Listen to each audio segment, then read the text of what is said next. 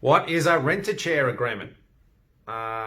It's the agreement to rent a chair. Mate, what are you, crazy? No, I'm not crazy.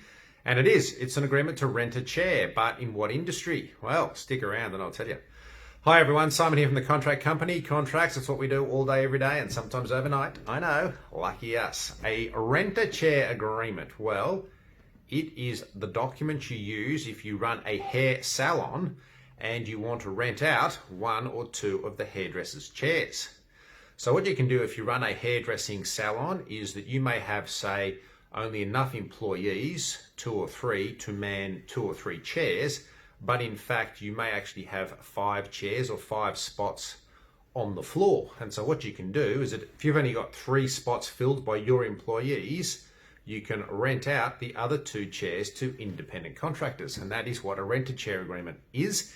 It is the contract for you as the owner and operator of the salon to rent out those chairs. So two main risks in those agreements. One is this concept of sham contracting, which is trying to put in place an independent contractor agreement, or trying to say that those people renting chairs are independent contractors and not employees. And so if you can try and make them out as to be independent contractors, then you don't have to pay their super and any sort of leave entitlements and that sort of thing.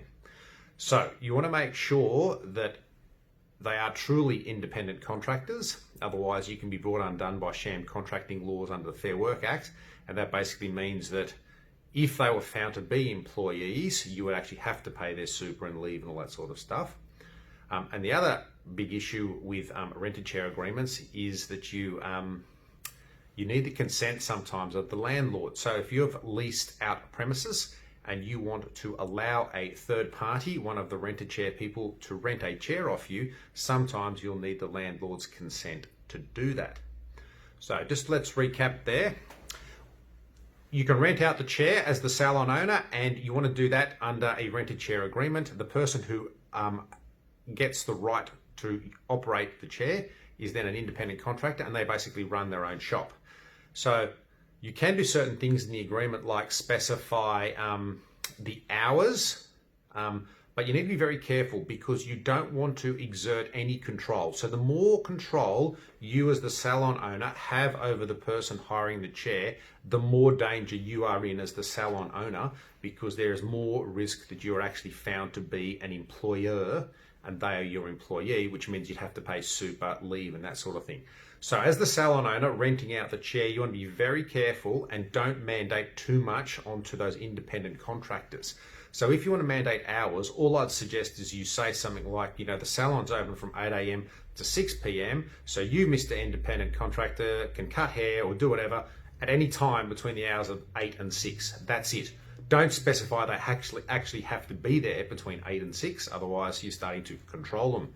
No. The other thing you can do is mandate that the independent contractor brings their own tools, their own scissors, clippers, all that sort of stuff.